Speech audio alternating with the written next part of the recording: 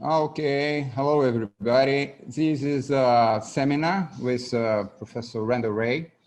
The Professor Randall Wray is very well known from modern money theory. Maybe you have heard already.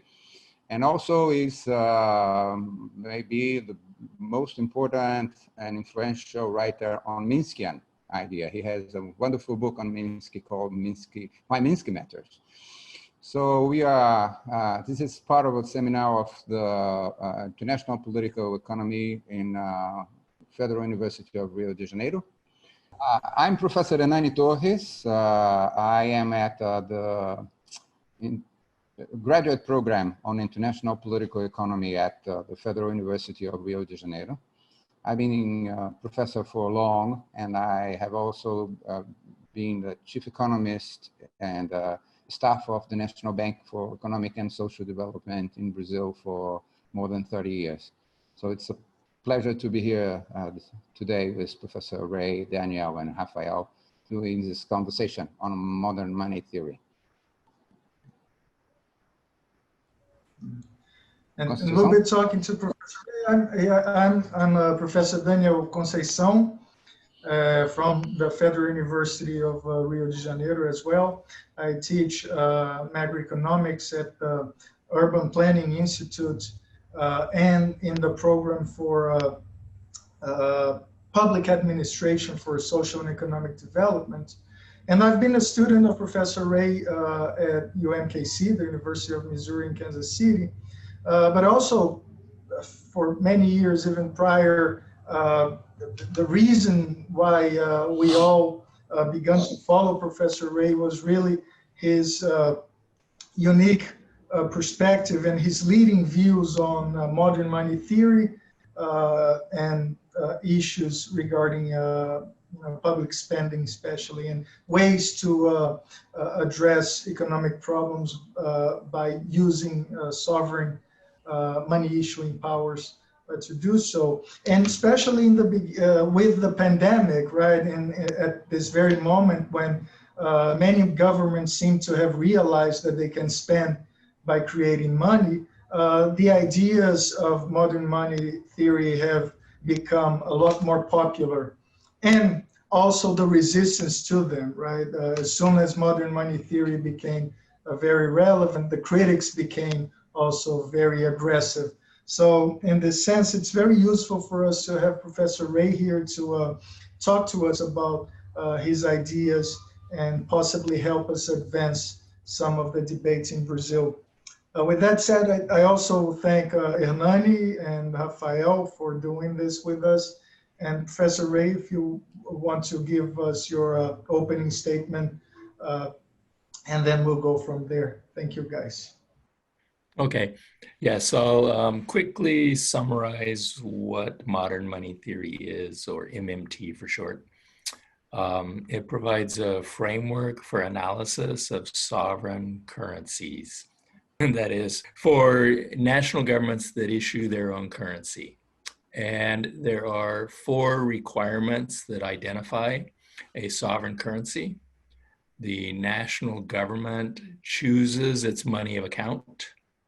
It imposes obligations such as fees, fines, tithes, tributes, or in the modern period, mostly taxes that are denominated in that same money of account. It issues a currency that it accepts in payment of those obligations. And if it issues other kinds of debt obligations, such as treasury bonds, those are also payable in the national money of account, okay?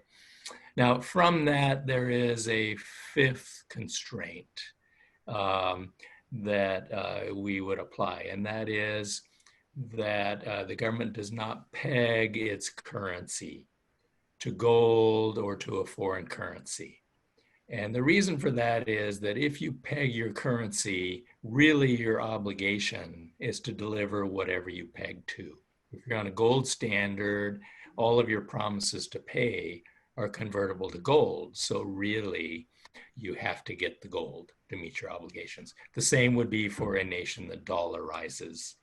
If they peg to the US dollar, they're promising to deliver US dollars in payments of the government's own obligations.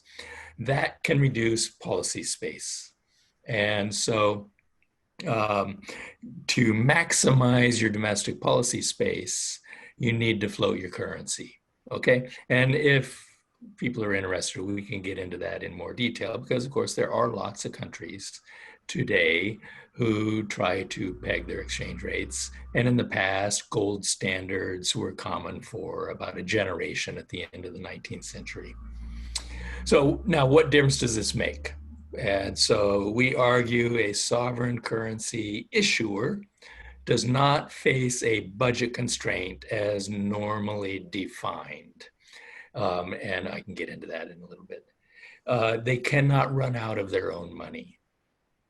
They can always meet obligations by paying in their own currency. And they can set the interest rate on any debt obligations that they issue that promise to pay interest. They set the interest rate on that, okay?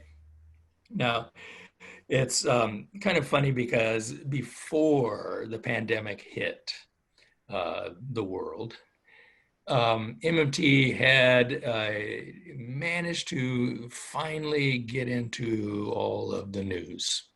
So it was in the headlines all over the country. I'm sorry, all over the world.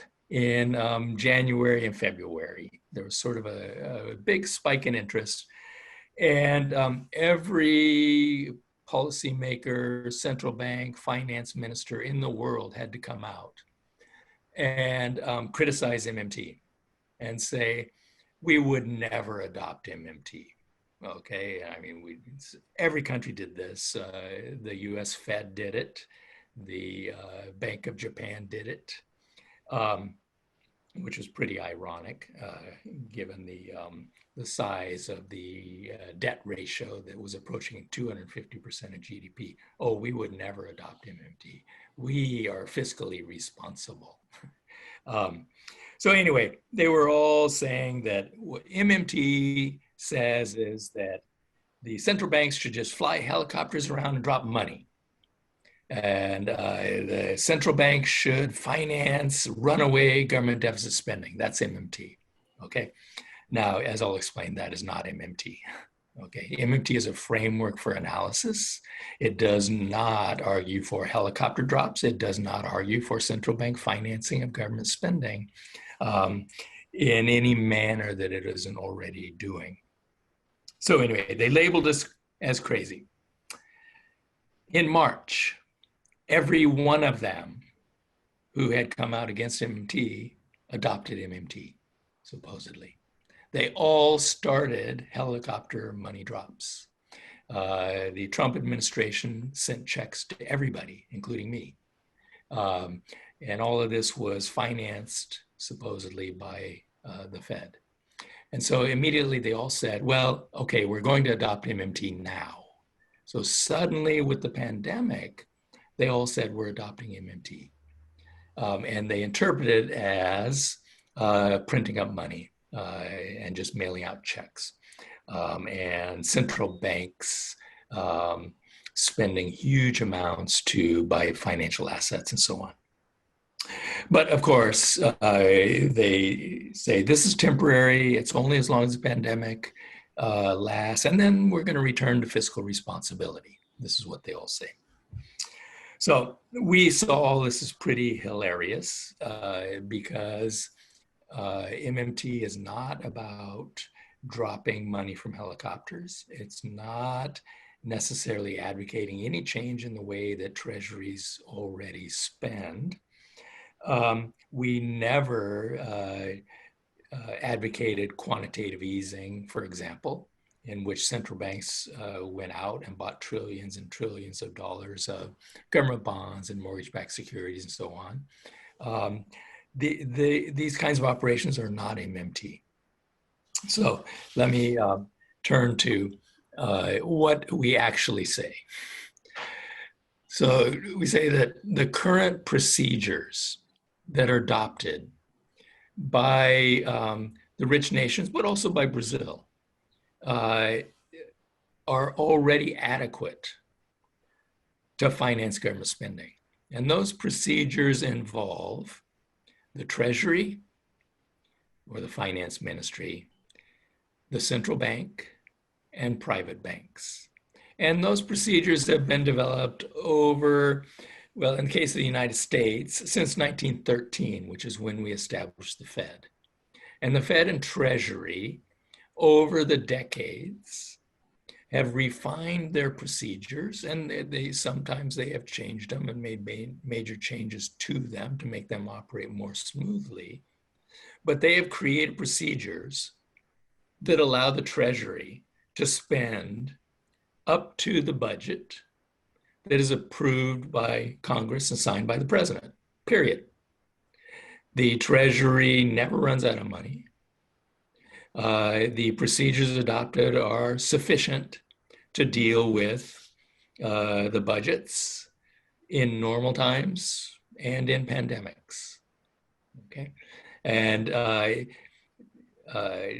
any policies that a Congress or a Parliament wants to fund can be funded through the normal procedures that are already in place. Now, MMT has spent 25 years studying what these procedures are. You know, how does the government really spend?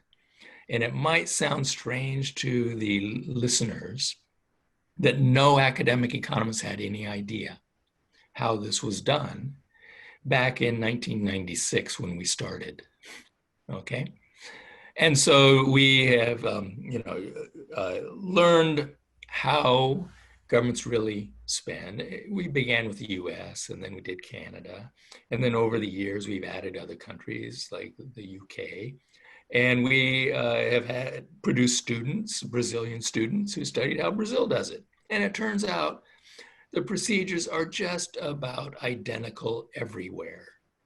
The way the Treasury spends is through a central bank credit of reserves to a private bank, and the private credits the deposit account of the recipient of the government spending. Okay, that's pretty simple. That's the way that it's done everywhere. And central banks cannot run out of reserve credits, and private banks cannot run out of deposit credits. So it is just impossible for the government to run out of the finance that it needs. The finance is created at the time the government spends. Today, it's keystrokes.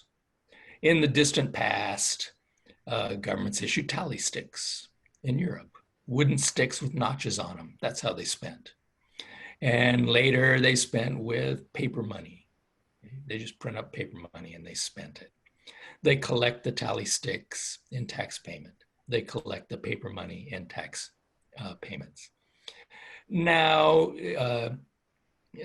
when the government spent that way, it was very obvious. The government finances its spending by printing up notes, and it spends those. And then it receives the same notes back in tax payment. And when it receives the notes, it burns them. That made it very clear to everybody that governments don't need tax revenues for spending. And in fact, they can't spend the tax revenue because they burned it. They burned all the notes that they received. Or if it's tally sticks, they burned all of the tally sticks. Now, these operations are hidden behind this veil because we have 2 degrees of separation between, say, the public and the government in the spending and taxing, because we have the central bank and we have the private bank in between us. And so it's hard to see that governments today, just as governments 200 years ago, 600 years ago, 4,000 years ago, don't need tax revenues for spending. The purpose of the revenues is to get the currency out of the economy, okay? Not for spending purposes. So government spending is still financed by money creation. Taxes still destroy money, not by burning it, but simply by debiting bank accounts. It just reverses the procedure. And when treasuries issue bonds, they're not borrowing back their own currency, which would be a completely senseless operation. what they're doing is providing an interest earning substitute for currency and bank reserves that don't earn interest. So governments don't really borrow, they issue bonds and they pay interest, and many of them perceive this as being an important government function to offer a very safe way for the public to save. They can save in the form of government bonds, which are the safest assets in any society that issues its own currency. And then the government offers to pay interest. Bond vigilantes do not determine that interest rate. Bond vigilantes can strike all they want, although they never do. They can strike all they want, and it won't limit the government's ability to spend. It just will reduce government spending on interest, which may be a good thing, maybe a bad thing. Okay. So these are the fundamentals of modern money theory. All of the talk about a budget constraint, about bond vigilantes attacking, about the government running out of money, about the government getting into a debt spiral, about some magic ratios of deficits to GDP that we can't exceed, such as the 3% in Europe, or a debt ratio such as the 100%, which was claimed in this terrible book by Reinhardt and Rogoff. This time is different, claiming that growth rates fall when the debt ratio exceeds 100%. All of this is complete nonsense, complete nonsense. And so that's what we've done. Now, if I have just 2 or 3 more minutes, let me say something about this claim made by a lot of our friends, heterodox economists. They say, well, okay, we concede that what you're arguing could be true for the United States, but the United States stands alone because it issues the international reserve currency. And that makes all the difference in the world. And no other country can do what you're talking about because their exchange rates will collapse. I know in Brazil, you talk about exchange rates the reverse of the way that we do. So when I say exchange rate collapse, I mean, you have to supply more and more of your currency to get a dollar. Well, in the first place, everything I just said applied to the American colonies. Everything I just said applied to the colonies. The American colonies were as weak as you can possibly imagine a country to be. And they were colonies, okay? They actually were the first example in the West of the issue of paper notes to finance government spending.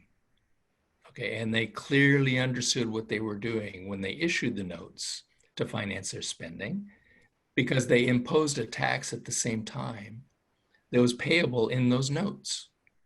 They knew that the tax drove the currency, and the purpose of the tax was to drive the currency and then to remove it from circulation so that it couldn't cause inflation.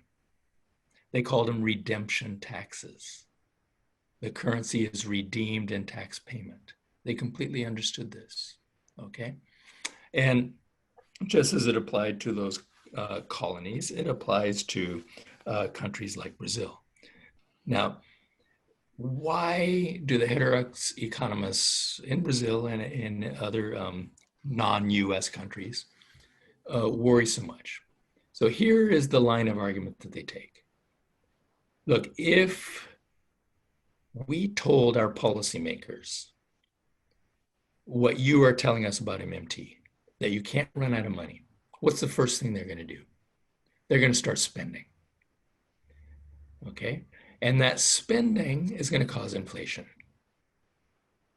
That inflation is probably going to increase imports because domestic products will be more expensive, foreign products cheaper, and so people will start buying more imports.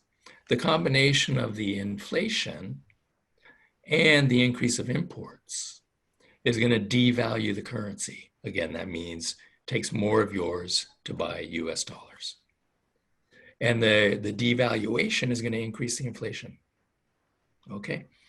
Now, what do we need in this line of argument?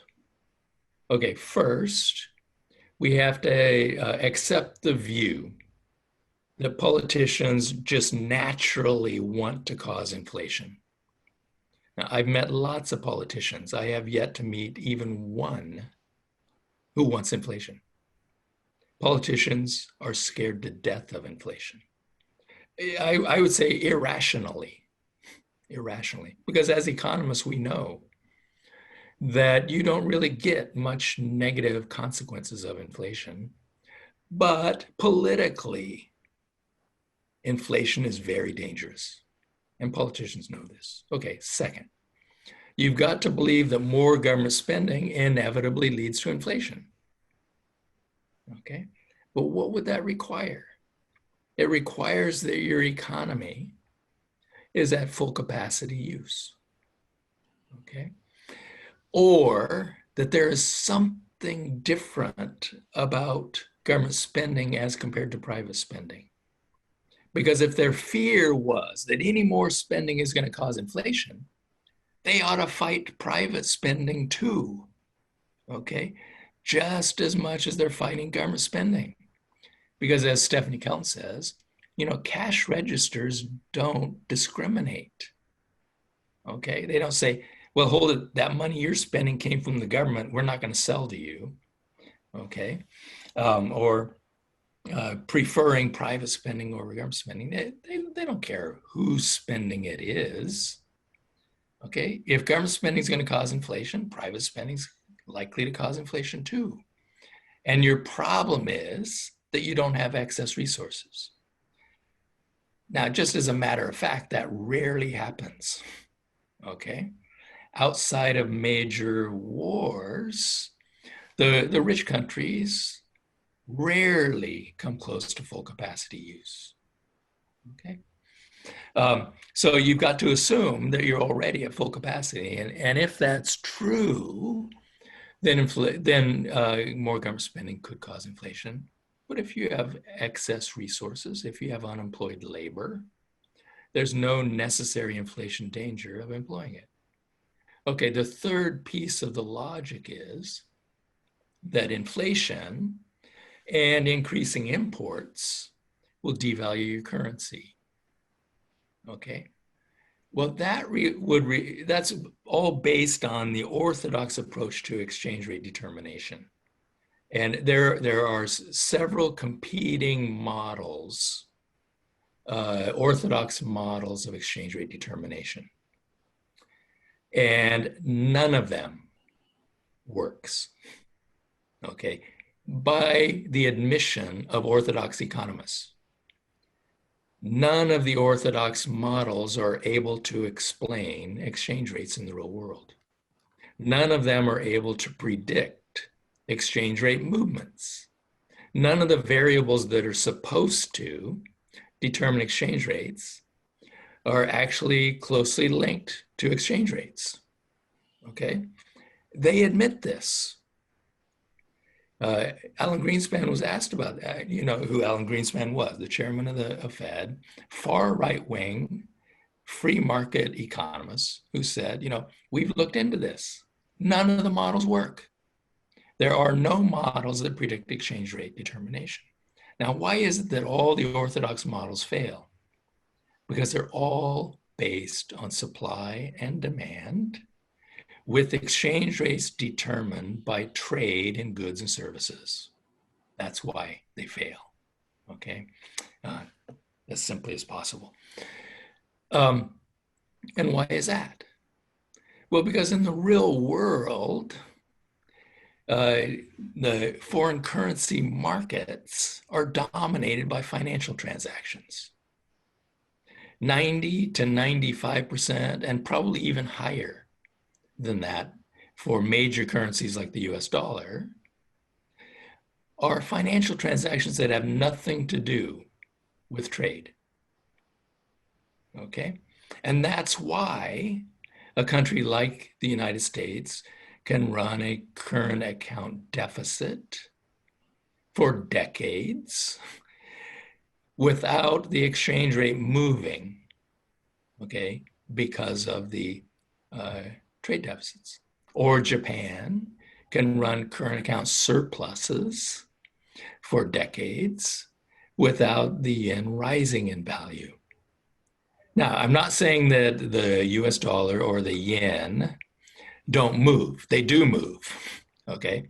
The US dollar over the past couple of decades has appreciated by 25% and fallen by 25% several times over the course of the last couple of decades, completely unrelated to trade, completely unrelated to inflation, because we haven't had any for the last couple of decades. Okay, so the exchange rate does move, but it does not move because of trade or inflation. That's the point. And so in order to get this result, that a government deficit is going to inevitably crash your currency, you have to buy the whole orthodox logic, which fails to match the real world. All right. Now, by saying all this, I'm not denying that too much government spending could cause inflation. It could. And the government can also spend on the wrong things, which can cause inflation even before full employment. So you can have too much spending and you can have the wrong kind of spending. And these are serious concerns that everyone should be worried about. But they are not related to deficits necessarily. Okay. Final point. For the most part, deficits are not discretionary. The government's deficits are not determined by the government's spending. Deficits are non-discretionary. And the reason for that is that even if government has pretty close control over its spending, okay? If most spending is discretionary, okay, which isn't necessarily true. Most governments have some kind of a social safety net, which means that when the economy collapses, spending goes up, whether the politicians want it to or not, okay? So a lot of government spending actually is not discretionary, but I'm saying let's just assume for the sake of argument that most spending is. Tax revenues are not discretionary. Tax revenues depend largely on the performance of the economy. And so even if you could control spending, you can't control tax revenues. When the economy collapses, as almost all the economies have collapsed since March, tax revenue falls through the floor and a deficit results. Okay, if and when we start to recover, economic growth is going to boost tax revenue and the deficit will come down. Okay, this is non-discretionary. And if you think about it, there are two ways to get a big deficit.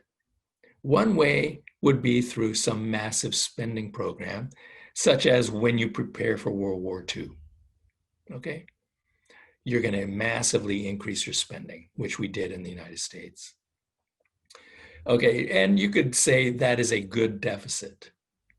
Okay, you have decided that it's in the national interest to increase spending, and you are going to increase spending more than tax revenue rises, and you're going to do it to fulfill this public purpose, fighting the war, Green New Deal, fighting the pandemic, whatever it is. That's a good deficit. But deficits can also result the other way, the bad deficit. That is when the economy goes into a deep downturn and tax revenue falls through the floor, you get a bad deficit. Okay, it can happen either way. And so looking at the deficit really doesn't tell you whether it's good or bad. Okay, it depends. Okay, the good deficits result from a discretionary increase of government spending, and the bad deficits result from a collapse of tax revenue. So you ought to be focused more on things that matter, like, is unemployment going down? Is economic growth picking up? Are you developing your economy in the case of a developing nation? Those are the things that matter. The size of the deficit is not. Okay, I hope I didn't go too long. I'll stop. Okay, just thank you, Professor Wray. It was wonderful to hear you again, and it was really clear. I want to make you a question based on my experience at the Brazilian Development Bank, and I think some of the questions that we have in mind in a country like Brazil. Brazilian currency is convertible in some way. We have open capital accounts, floating exchange rates, and I was chief economist at our development bank in 2008. And at that time, we had already a long-term market for public debt, but not for private debt. So during the 2008 crisis, the government issued debt, lent it to our bank. We sold it in the market, get the money, and lend it directly to the companies to keep investment flowing, okay? This was very, so the monetary impact was on a second level. So the impact that of the increase on the debt had impact on the market, and central bank increased the liquidity as much as the market wanted. From my point of view, it was a kind of more, let's say, rudimentary MMT already working at that time. It did work well. The point I want to make is, what are the limitations for a country like ours in the usage of MMT? And I use the example we had with this government.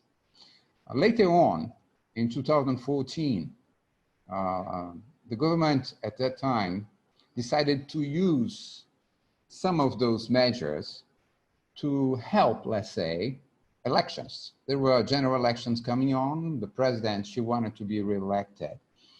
And there was a fierce struggle between the financial markets and the government. I know that because I was chief economist at that time. And my colleagues at the private banks, they decided they would go overseas and tell their investors that Brazil was not behaving well. This battle, let's say, started to open clearly on the exchange market and in the interest rate market. So the central bank stopped it in and kept interest rates up to a certain point and kept exchange rates low so that we could go to elections. And she won the election in 2014. However, as soon as she came to office for the second mandate, she decided to use orthodox discipline. And well, the story is that 1.5 years later, she was impeached and everything fell down. So my point with that example is, one, there is, I do agree with all you said, but from our point of view, one, we have there is no monetary constraints. There is no survival constraint for the sovereign. Okay, there is for everyone else. However, there is an interest rate. So the market can be, has some kind of power to, let's say, oppose or not what the sovereign wants to do. The second thing is, we, differently from US, we all in Brazil and other emerging countries have two survival constraints, one in our domestic money, another in dollars. There are different of degrees on that, but exchange rates are quite important. So the market has a much more important say in the capability of governments to do MMT maybe than US or other countries. I'd like to hear your thoughts on this kind of, what are the constraints, real constraints, political constraints as well, that a sovereign, emerging market sovereign has to use MMT as a tool? Okay, so if you have not pegged and you issue your own currency, you know that you can spend your currency domestically. And you know if there are unemployed resources that want your currency, you'll be able to employ those. Okay? You know you can do that. You know that domestically, you can set the base rate or overnight rate, whatever you call it, bank rate in the US, the Fed funds rate. The central bank can always set that. And then everything else will scale off it. It's the base rate. The Treasury can issue short-term bonds. They're going to closely track that rate. They can issue long-term bonds. Those rates are more complexly determined, but they're going to more or less track that too with some kind of a spread. Okay. The market rates are going to set relative to those. Okay, so the bond vigilantes don't determine the overnight rate. They don't determine the short-term rate on treasuries. They may have some influence on the longer-term rate, and they'll have some influence on the market rates. Okay, but what typically happens is, in the developing world, and I believe in Brazil for a very long time, is that the central banks set extremely high base rates. Okay, rates way above the real growth rate of the economy. And that generates lots of financial fragility. So, and central banks, I mean, they always have justifications for doing this, right? They always believe that they need to do it. It could be that they're fighting inflation. It could be that they believe they need to do this to keep their currency strong. They need to do this to keep foreign investors happy, okay? They may feel political pressures to do all these things, but what I'm saying is they can set the base rate anywhere they want, okay? They can ignore all of those concerns and set it very low. It's within their capacity.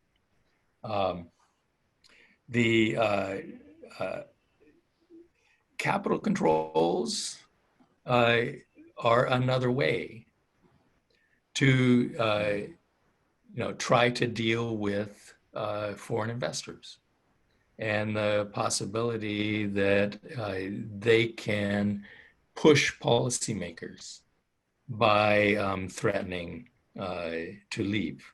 So rather than high interest rates, capital controls might be another path, and they might be necessary if you want to remove external constraints. So MMT doesn't remove your external constraints. It doesn't. It allows you to understand better what the constraints are. You have domestic resource constraint, okay, for sure. Now, generally in developing countries, the problem is not the number of workers. You have lots of unemployed workers.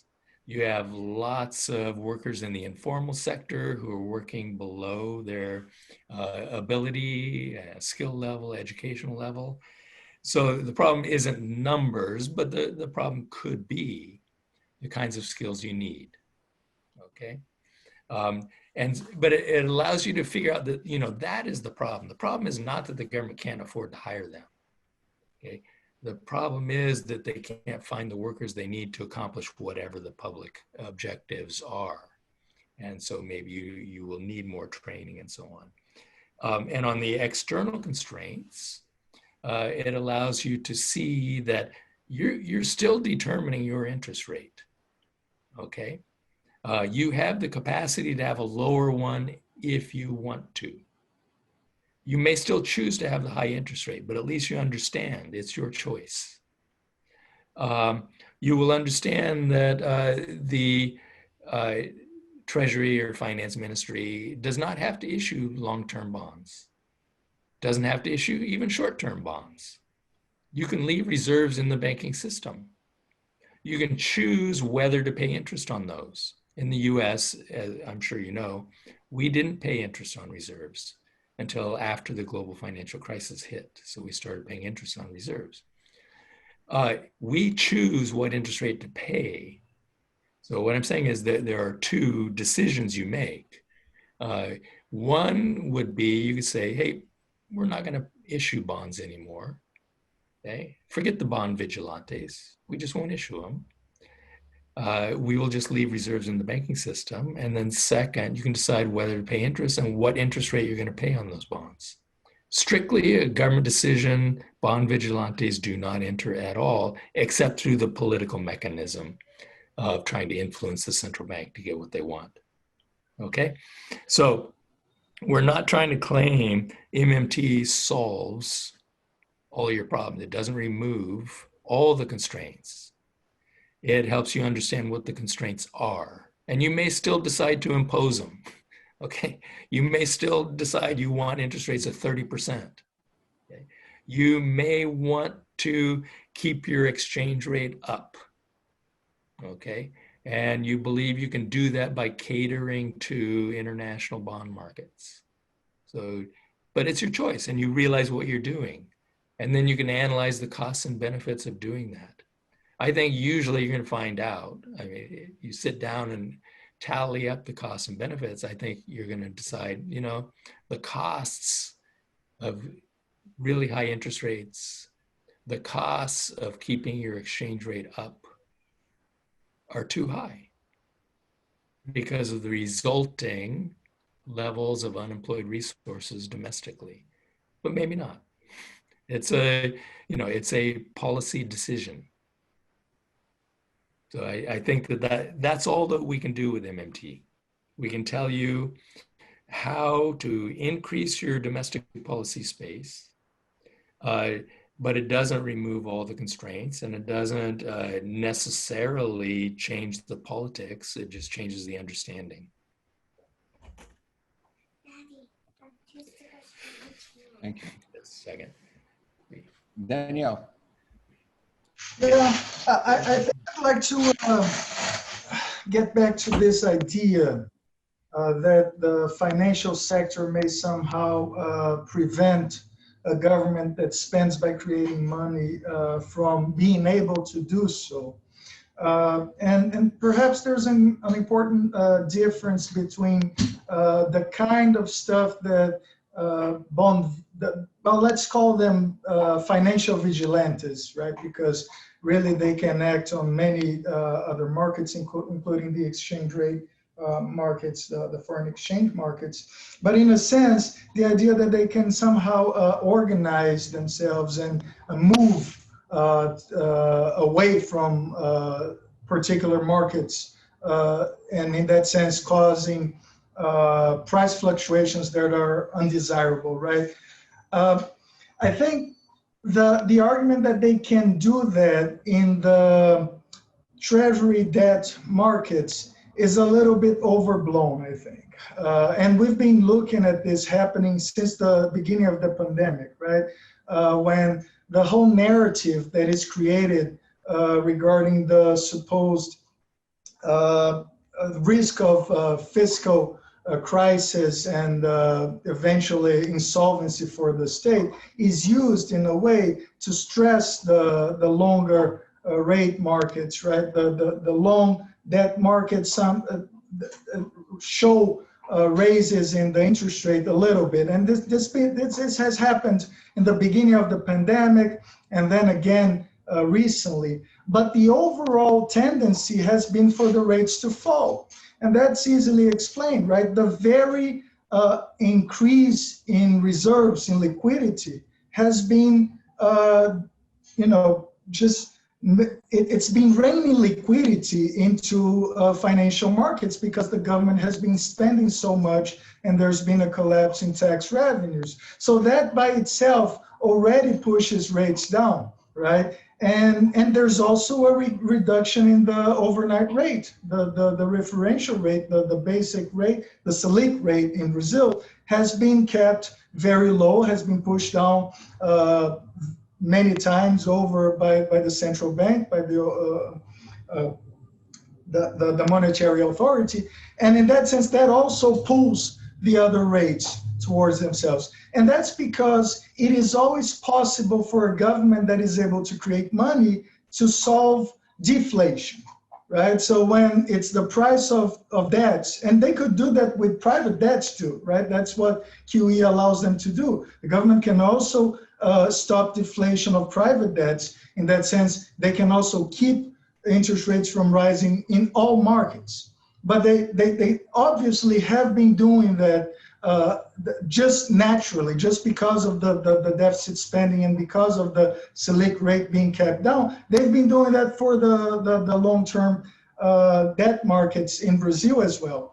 And so the narrative is useful, but they can't do much. And that's because ultimately they're invested in reais, right? If you go from long-term debts to short-term debts, you still have reais denominated assets in your wallet. So eventually you have to go back to the longer debts because the interest rate differential has been so great that it would be stupid for you not to do so. And that's what we see, right? The rate oscillates, but the longer term trend is for it to go down.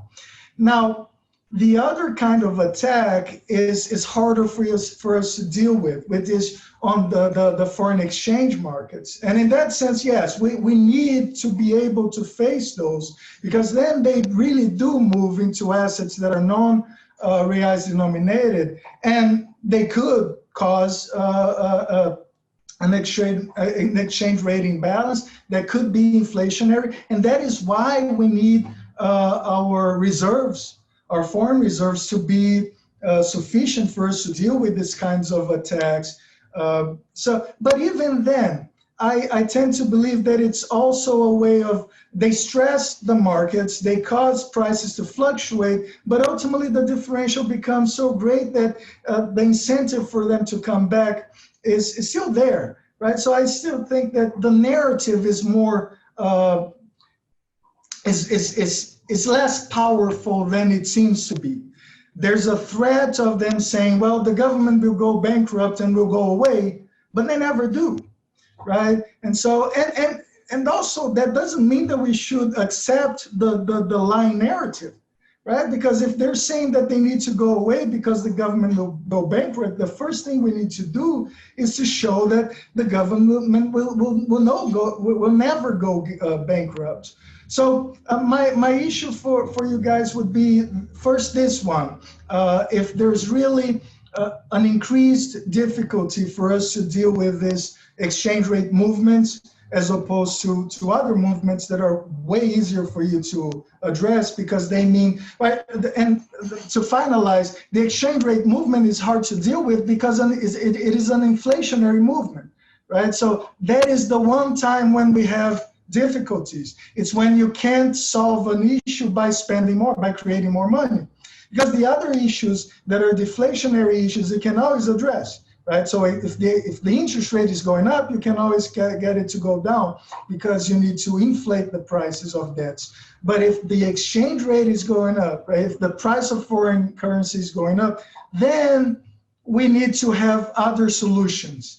And that's when, and MMT allows us to deal with them, I would say, in an easier way, because you understand the nature of the problem. It's not a fiscal crisis. It's not lack of money. In fact, it's quite the opposite. It's the one time when spending more money will not necessarily help you immediately, right? Or in a very easy way. So just to throw it out there for you guys, how do you address this one problem of the threat of having to stop an inflationary process that you deem to be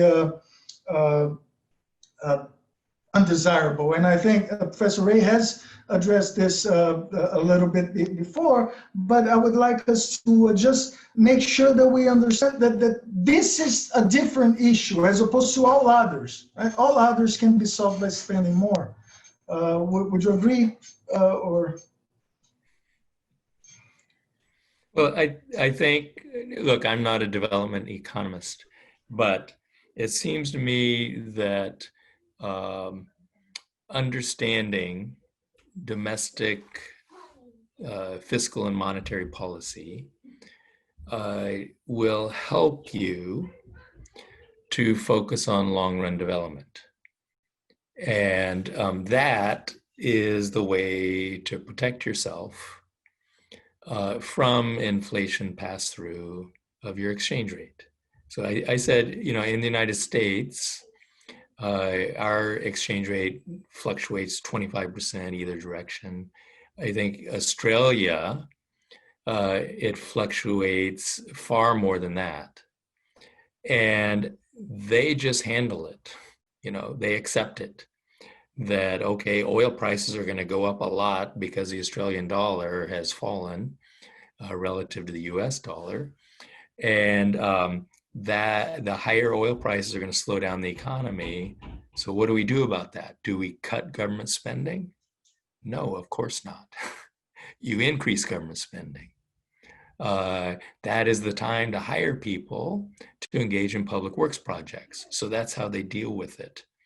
But for the long run, what you want to do, and Brazil's in a very good position to do this, let's say a much better position than Australia, even though Australia is a rich country. And that is that you have the ability to produce most of what you need. And I mean, import substitution, I don't want to go into it. All of you guys know it better than I do. But you're not going to get much inflation pass through if you can produce what you need. Your exchange rate can move a lot and it's not going to have much impact, which is sort of where the United States is. And it's why when the dollar goes down, it has almost no impact on the United States in terms of inflation. And it does help our domestic producers. So I think that focusing on that, and that also, in the long run, the kinds of investors you want to attract are the ones who are interested in Brazil developing. That's how they're going to make their money. Now, the short-term investors or short-term flows, this is just pure speculation. The best thing to do would be to control that. That could be really difficult politically, but you don't want those kinds of investors anyway. And so it seems to me focusing on the longer run, what Minsky called the capital development of your economy. He didn't just mean private capital. He meant public capital, public infrastructure, and also what we call human capital. All of those things, focusing on that for the long run is going to help stabilize your exchange rate too, because you're going to get the right kinds of investors. There's one thing, maybe Hernani can help us discuss this, because in a sense, I like when you explained how you could make the impact from the exchange rate movements less severe in your domestic economy. After all, if you weren't if you weren't dependent at all on imports, then it wouldn't matter, right? That's one way of looking at it. And in that sense, recently we've increased our exchange rate vulnerability tremendously, especially because the government has been incentivizing private companies to borrow foreign internationally. Right, Hernani? That's been something that has been done, especially once Benny Dess stopped actively providing funds for most of our investment. And so many of our companies now are very exposed to the exchange rate. And in that sense, that's been created by recent developments in Brazil. It wasn't the case maybe a few years ago, but now it's really a ticking time bomb. And then is that something, because that's a development in our credit markets, right? Well, that's a very big mistake then. Because everything I said about sovereign currency only applies to the national government. None of it applies to private firms, and getting indebted in foreign currency can be very dangerous. And just the final point on that is that it's not uncommon for governments to try to save the firms that get into trouble in foreign currency, and they take on that foreign currency debt. And, that's sort of the final nail in the coffin. You definitely want to avoid that. And it's worse. It was suspending reais. It was for them. It was just because of the interest rate differential. It was because it was cheaper to borrow in dollars. It was a very, very dumb way of stimulating credit, stimulating borrowing for the private sector. Right, and that's been something troublesome for us. I'd like to hear your opinion, like Randall. I was working with Leonardo Burlamaqui. You might know him here. Yes, sure. We wrote a paper on the crisis, and we figured out that we could analytically and could understand the crisis as three different fragilization processes, like financial fragilization processes. One could be market liquidity. That was happening in March this year. And Federal Reserve increased M2 exponentially in Brazil as well. And I think, it's a question for you, but from our point of view, did pretty well. Market stabilized fast, and it could lead to instability from our point of view, and they did it successfully. The second fragilization process would be the problem with cash flow. Let's say half of the restaurants in Rio and Sao Paulo has already shut down forever. Small and medium companies are in Rio, and there is no way out, at least until vaccination. I mean, we could deal with the crisis. The government is pumping some money into families. It's working, although it came late. And there is a third problem, which is a solvency problem that is more opaque. Who will be hurt? Who will be, what companies will be on an insolvent position from here to some time in the future? And some of them, as Danielle said, are exposed to dollars, and we don't know how well hedged they are. They say they're well hedged, but there is a, let's say, information asymmetry. They know what their figures are, but we don't, although they have to publish. So, and you probably follow up that there is a struggle in Brazil, and what should be done after the crisis, say after April, let's say. And the economists from the banks, the papers, they are saying that the government should get, the treasury should be under more pressure and limits. The limit of expenditures of the treasury should be lowered for the government to show that they will be able to pay and the debt and things like that. And there's part of it is ideological, but part of this is political. We are going to have elections in 2 years, and they want to show that they don't want the government to be too comfortable on spending. So from your point of view, what would you suggest as a way out after the crisis, let's say, for a country like ours? Well, from I mean, MMT. Everything you listed is a problem in the US too. Okay. Exactly the same, exactly the same. So on the liquidity provision, that's also what we did during the global financial crisis with a whole alphabet soup of Fed programs to provide liquidity to markets. I think ultimately this is really wrong-headed because it just validates excessive financialization, excessive leverage, dangerous financial practices.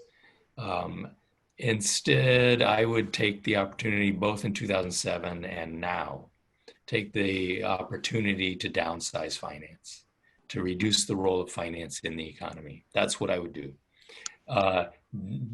Difficult? How? Yeah. How? Difficult, let's say technically, extremely difficult politically. Yeah. Okay, both of those. And, it's not even clear what the Fed is doing and what the Fed thinks it's doing. Neither of those is clear at all. With what they're doing now and also with QE, what on earth did they think they were doing with QE? Supposedly they're trying to lower long-term rates, but they could have lowered long-term rates with one announcement. All they had to do is say, we stand ready to buy US treasuries until the long-term rate is X, 2%, 2.5. One announcement, they would have gone there by morning, okay? Instead of the trillions of QE. So what did they think they were doing? And it's very clear that you did not need to do what they did. Okay. The repo market madness in the US, all of this, it's very hard to figure out what is going on. But I think it's excessive leverage.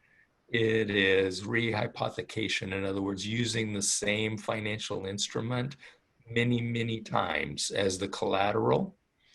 And the quantities of reserves that have to be supplied when there's just a little hiccup, I think just validates the belief that it's just excessive. And what we need to do instead is to rein it back in. So on the liquidity provisioning, I think it's a policy mistake. I think we should instead be reining everything in and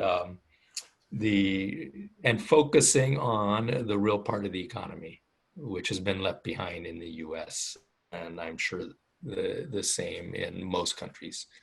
The focus has been on saving finance and not on saving businesses.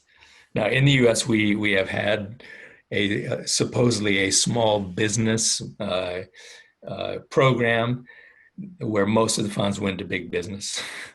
And most small businesses have not gotten any funds yet, and they are closing down. And as you said, it's permanent. They're not going to come back. And probably some of these lines of business will disappear. It's not just the firm. It's the whole line of business may not come back, because this is just one of what is almost certainly going to be a long string of pandemics. So, this is not something we're going to just overcome and everything goes back to normal. It's not going to. No, not at all. Yeah. So anyway, that is a big problem. I think that, we need to be focused on the people, not the businesses. So we're not going to revive business anytime soon because the pandemic is not going to go away. And, but people need support. So we should be supporting people. And in the United States, probably in Brazil, when we give checks to people, they use those to pay bills. So same thing. Okay, they're paying overdue bills, they're paying overdue rent, they're paying overdue mortgages. Yes. Okay, yes. So, and then of course the landlords are paying their overdue mortgages. So none of this money's getting into the economy anyway. Okay, so it's being sold as a demand stimulus, but it doesn't stimulate demand. It's also not clear that demand stimulus is what we need because production has collapsed. Okay, this is a very unusual downturn because it's supply side. It's on the supply side. You know, this was not a collapse of demand. It was a collapse of supply that created a collapse of demand. If you can't go to work, there's no supply, but also you don't have a wage, so there's no demand. All right, so the answer is not in propping up demand, and sending these checks doesn't raise demand anyway. So what should we have done instead? First, you have to deal with the health crisis, and neither your country nor ours has done that. Miserable performance, absolutely miserable performance by both governments in dealing with the health problem. So first we had to do that. And then we have to deal with the lockdown of people who have lost their job, lost their income, but in any case can't get out. So we need to be delivering supplies. So that's what we should have ramped up. And rather than giving people checks, telling them go out and shop, what we should have been done is planning for distribution of necessities to everybody, keeping people in their homes. So we have to prohibit foreclosure, prohibit evictions, and get all the homeless people into homes. That should have been the first order of business. Get them all in homes, safe, okay, and then supply them with what they need. We didn't do that. So you have more the idea of food stamps instead of money. Food stamps? No, not even food stamps. I mean, deliver the food. Properly. Deliver the food to them. Deliver the food, okay. We don't want them out. Okay. Okay, and they may be sick. Okay. They may not be able to shop. They may not be able to prepare their own food for themselves and their families, their kids. We need to be delivering food and all the supplies they need to their houses and keep them in the house. Now, of course, we have to be concerned about the delivery drivers too. Okay, so we have to do it as safe as we possibly can. But this was a matter of, okay, total amount of production has gone down. So resources have gone down, but we got to focus on distributing them fairly. That's what we should have done. Deliver them fairly and make sure that everyone can survive the pandemic. Keep them at home for as long as it takes to get the health crisis under control. And then gradually, we can start putting people to work. Now, the small businesses aren't going to come back individually or in the aggregate.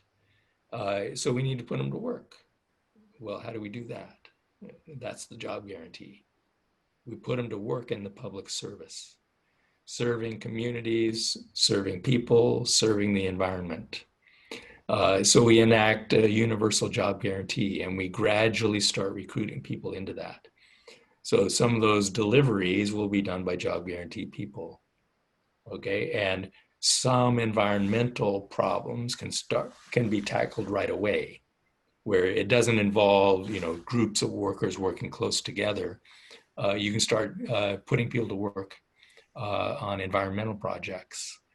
And then gradually, you can bring in everybody who wants to work, who's lost their job because the business disappeared, or lost their own self-employment because the business model, say Uber drivers, is not going to come back. You're not going to be driving people around in your car for the foreseeable future. So we need to offer jobs, and you use the job guarantee to supply those jobs, deal with the crisis, and build the economy that we're going to need after this pandemic. So that's what I would do.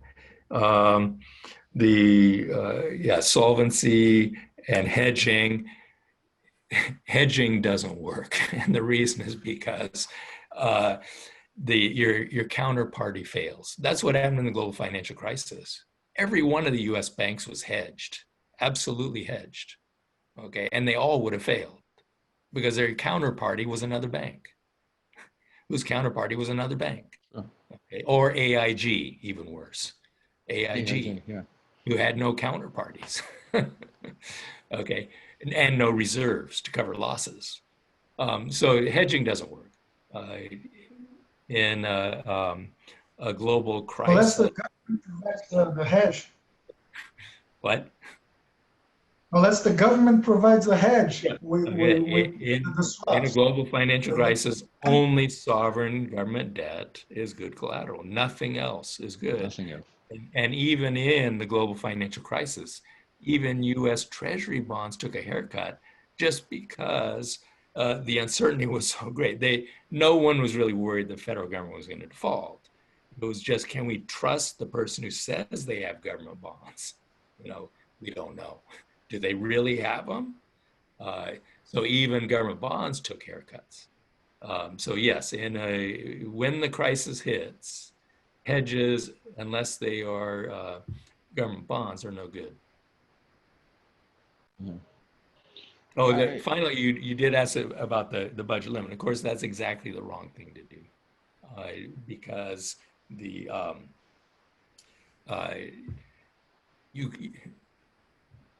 budgetary outcome is ex post. It depends on the performance of the economy. So saying that you've got to balance your budget, it can sort of work for local governments who, if they can rely on the national government to provide fund crisis, but it can't. The national government's budget will adjust to offset the surpluses of the rest of the economy. So the private households, private firms, and foreigners, whatever their surplus totals to be, will be the deficit of the sovereign government, no matter what the policy is. They have no control over this. You can't control what households and firms and foreigners do. So you can't control your budgetary outcome. It's ex post. I have a feeling, correct me if not right, but that you are very pessimistic about the outcome of this crisis. I am as well. I say, when I see the debate in Brazil, when I see what's going on and the dangers, let's say the opacity of the market, what we have to do, it's going to take at least 6 months for anything we can see what's going to happen. And the political debate, even in the US, unless there is a big change in the US, maybe, I don't know, maybe you could, if you're more, let's say, optimistic. But I think you as us is a little bit pessimistic on the development of the crisis, aren't you? Am I right? Yeah, well, yes, because but I don't want to get into party politics too much. But yeah, even in the best case scenario, Biden wins and there is no plan, unfortunately. I think we've gotten to the position where all of our eggs are in one basket, which is a vaccine. The pandemic has gotten out of control in the United States and countries that without a vaccine, you cannot see economic recovery. We're not going to be able to go back to work, and it's not because governors aren't letting people go to work. It is because the people are not going to be able to return to work. Period. They might go back, and the infections break out, and they all got to go home again, which is what is happening around the United States. So we open things back up, and then we have to close them because the virus is not under control. So at this point, it probably requires a very effective vaccine. And I don't work in healthcare, so I just have to go by what I read. which is that we really shouldn't be too optimistic about, the first vaccines that come out. They may have effectiveness of 50% or even less. And second, we don't have any leadership in Washington that's going to lead to a sufficient rate of vaccination in the United States. We're probably going to have about a third of the people who are going to refuse. A third of the people is lots of millions of people who are still going to be vulnerable, even if we have a very successful vaccine and we don't have a president who will go out and sell the idea of vaccination. Now, Biden could be better on that if he does win. That's still quite a while off. So no. And as far as the economic policy, the current president is not going to provide leadership on that. It would take a very big turnaround in Congress to get a large majority of Democrats willing to increase spending, which probably is unlikely, to increase the spending. So even if Biden would win, it's going to be hard to do much in the US. So yeah, I'm not optimistic on either the health side or the economic response. I see. I agree with you, but something that's interesting on that side is the behavior of the central banks. It's amazing to see how fast the Fed worked in March, and how the central banks, even here, have let's say, changed so much in the last 10 years, getting closer to the ideas of MMT. They're saying fiscal expenses are quite important. What can't do anything, everything. So this is interesting. I don't know what happened in the US in that sense. In the US, it's quite important for central banking, but central banking had always been kind of a conservative tempo. I had some, dealings with Brazilian central banks and international central bankers in the past, but it's very interesting how, I don't know if I'm right, but there was a big change in the not only in the behavior, but in the way American central banks see the economy in the last 10 years. Am I right? Is that would you agree with that? That's an optimistic side. Yes. So Powell, the head of the U.S. Central Bank, was one of the people in February out there saying, we will never adopt MMT. Then, as you said, responded extremely quickly in March and continues to respond. And just recently has said that, we're throwing out the old idea of the Phillips curve. We're going to let inflation rise higher. We're not going to respond even if it gets up to 2%, our target. We're going to average it.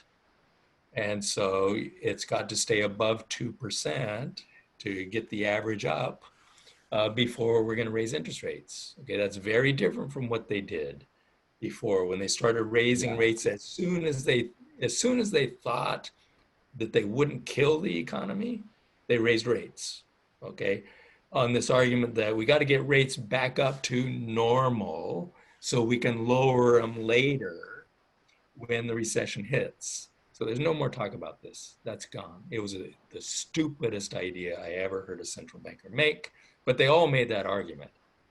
We got down to zero. Now we need to get it up so that we can lower it if that kills the economy, which is ridiculous. But they all bought it. Every single one of them bought that argument. All the mainstream economists bought that argument too. But anyway, so why have they done this? Well, from 1970 forward, we started reducing emphasis on fiscal policy. And the old idea of the central bank was that, yes, we're the conservatives. We take away the punch bowl. That is our role. The fiscal policy will always get out of hand, so we have to be there to take away the punch bowl. And gradually over time, we eliminated fiscal policy. So fiscal policy is not used to manage the economy, okay? Now, that was a very long transition, but by the 1990s, that was the dominant view. You do not use fiscal policy at all to manage your economy, okay? It's all monetary policy. But what has happened is that central bankers have realized, because of the global financial crisis and now this crisis, the monetary policy can only go so far. And really, in a serious downturn, it has no impact. Now, they won't say that publicly. They're not going to say we have no impact. That's me talking. The reality is they have no impact. Okay. Yes, they can save banks by buying their trashy assets and giving them good assets, but they can't do anything to the economy. QE did nothing for the economy at all. So anyway, they realize they're really impotent, and they can't boost the economy. They have no ability to hit inflation targets. For a long time, they thought they could. Now they realize they can't, because for almost 2 decades, they haven't been able to get the inflation up to their target. So they've given up this idea. And then finally, they've given up the idea that there's a simple relationship between unemployment and inflation. Because after decades of experience, and really it goes all the way back to 1970, the Phillips curve does not fit the data. And so they've finally given up on that. And so all of this is a really good development. So we have Blanchard, who came out and said that, we've got to use fiscal policy, not monetary policy. And I think that has been accepted by a huge part of the mainstream. So I think the central banks are just recognizing what is now becoming an orthodox view, that you rely on fiscal policy to manage the economy. And monetary policy doesn't have that much. It doesn't have as much of a role to play as they thought that it did. It could, yeah. Okay. Okay. Danielle. Yeah, I just add that maybe we should use the power that these central banks have shown to prevent deflationary processes from occurring in the financial markets, and show, okay, so you've just proved that it is possible for you to intervene and keep demand from collapsing, right, and causing something that you don't want to happen. Now it's time for you to use this same damn power to start buying the stuff that matter, right, to start preventing demand for the rest of the stuff, in order for those markets also not to collapse. And in that sense, maybe, and this is surprising, I would say, that Europe perhaps, and even Great Britain, right, the United Kingdom, which Europe, for the reasons that you guys have shown, the Euro arrangement is just atrocious in its preventing functional finance from being implemented. But also, Great Britain has been this so prone for adopting austerity as almost a moral value for them. And they've been the ones perhaps showing that a lot more can be done. The Eurogroup, by mobilizing the European Central Bank and the European Union, and even Germany leading the way, and also Great Britain have embraced the idea that creating money can be a solution for these recessive processes that we've been experiencing. So in that sense, maybe the saviors will be the ones that have been the most adherent to austerity in the past, I'm optimistic in that sense, that at least some people are embracing spending as a solution to get out of this mess. But Brazil is probably, if we have any hope, is that we'll follow something that works, because for some reason our economists are amazingly attached to the idea that fiscal responsibility is a value, is something that should be pursued. And we've been talking before, but the idea that they still believe that a spending limit, it's not even a budget limit, it's not a primary result, a primary fiscal result limit, it's not a debt limit, it's a limit on spending. So even if the Brazilian government won the lottery, it couldn't spend more. It's the most absurd idea of them all. And in that sense, it's unsustainable from the beginning, because we're in a pandemic, we're gonna have depressive pressures coming in the coming years, and so they will have to spend more. Otherwise, people will die, right? That's what they have to do. They had to do it since the pandemic started. They had to give people money, otherwise they would die. Demand would collapse. No one would sell anything. So in that sense, they will have to not respect the spending limit. We know that. But they will use that to undo everything else, to basically dismantle the state in a way that probably we've never seen before. But in that sense, we need the ideas. We need the narrative to be challenged, and we need MMT more than ever, I would say, to just face these lies that keep being told, that the government is broke, that the money has run out. These people are so amazing that in the beginning of the pandemic, they came out and they said, well, we actually have money, but just for now. And now they've started claiming that the money has run out once again. And so maybe you help us in this sense. There's this idea here. A lot of even very good economists have been advocating that we need to come up with new operational solutions for us to allow our government to spend more, to spend way more, since they recognize that the government needs to spend more, but they believe that we need to come up with some other way for the government to come up with its money. And in that sense, even the idea that they claim that money creation for financing public spending is a new thing.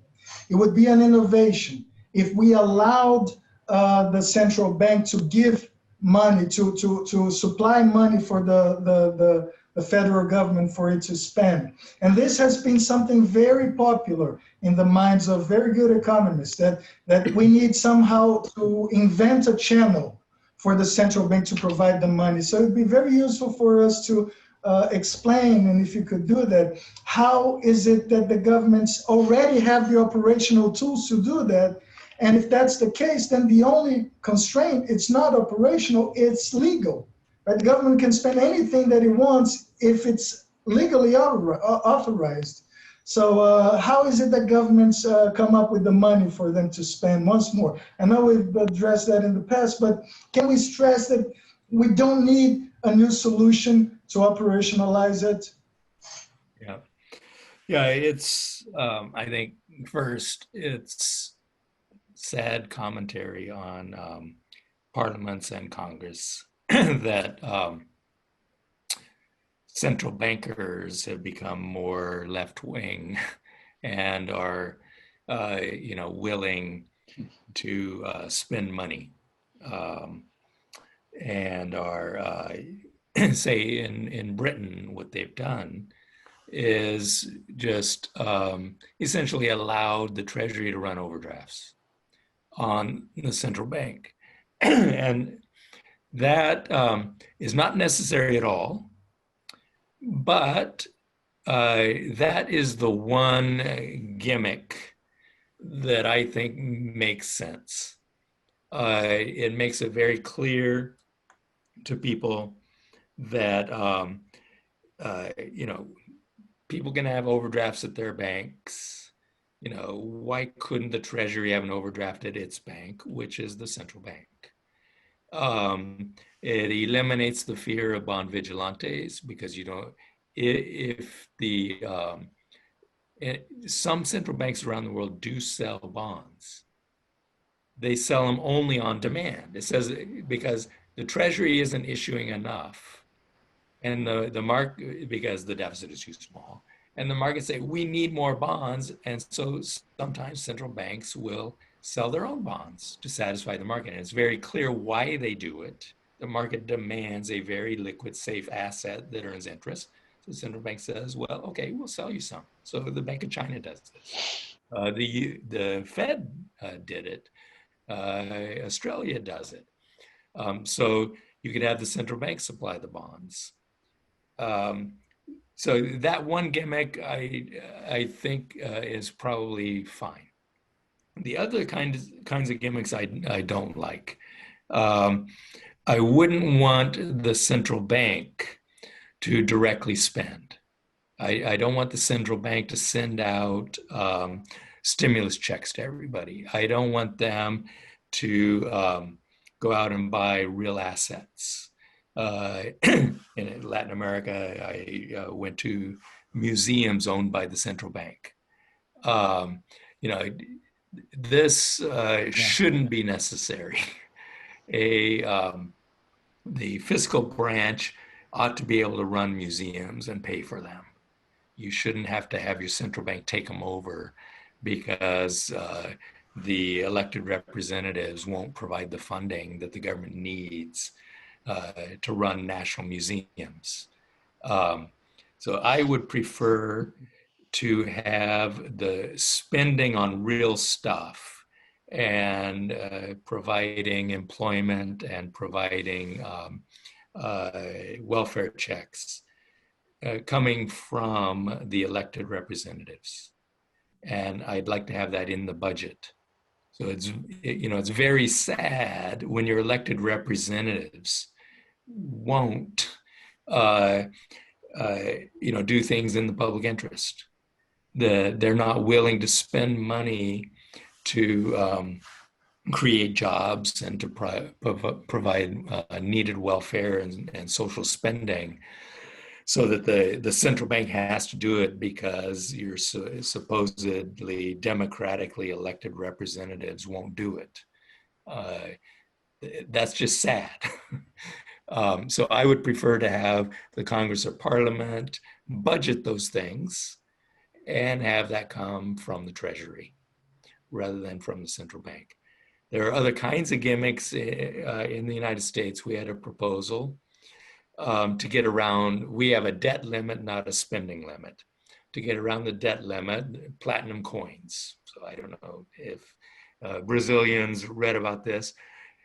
So in the global financial crisis, Obama said, we've run out of money, we can't spend anymore.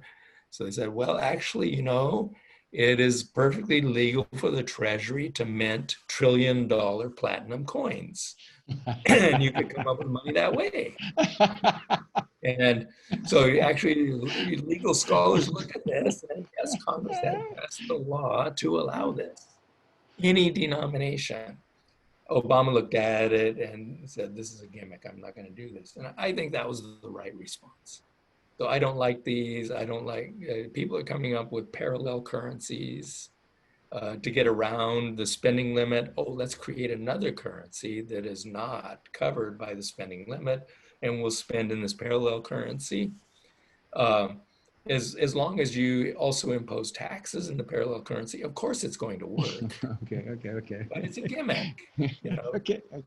I would rather tackle the constraints directly and tackle the misunderstandings through education and try to bring everyone up to speed on how the government really spends and why you can't run out of the finance, than to come up with gimmicks to run around those. Tackle them directly, I think is the better policy, at least for the long run. Gimmicks, temporary expediencies, are not good because they don't advance understanding.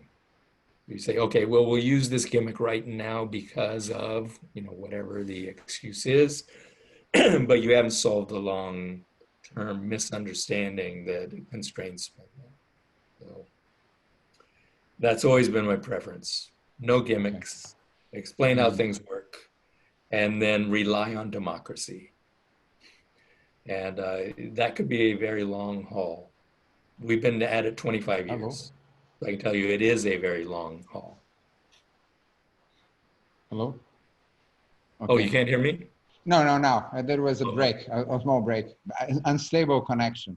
We've been talking for more than an hour.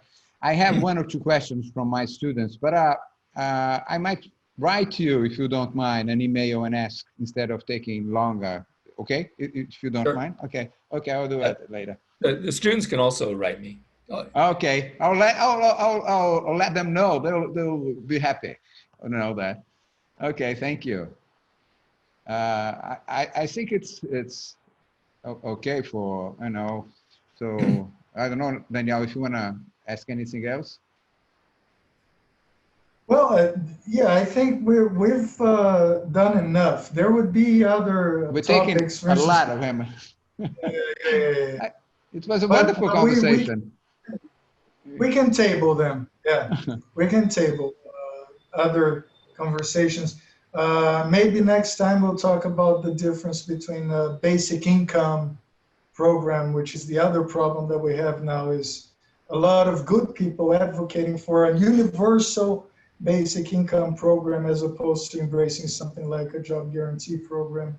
That'd be an interesting topic. But Sure. maybe for now, I'd like to just thank everyone for this conversation. Professor Wray, it's always such a pleasure hearing some of your ideas.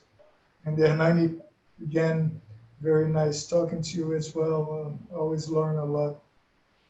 Thank you. It was a wonderful. It was a wonderful to meet you and meet Professor Wray. It was a wonderful opportunity. Thank you for the invitation.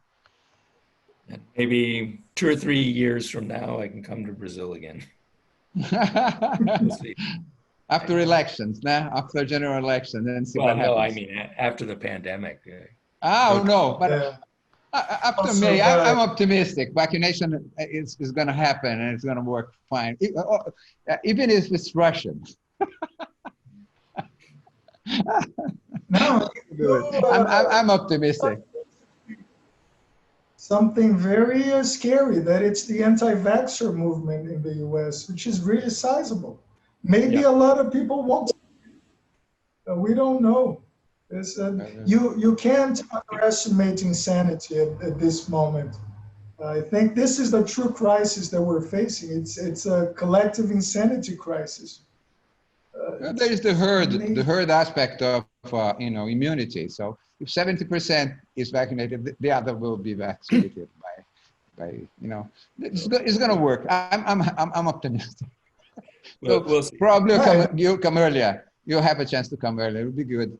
It'll be good. Yeah. Well, of course, if the vaccine works, then we can travel. But we're still going to have people getting sick and dying in America because they will not take the vaccine. So, okay. Anyway, okay. Thanks.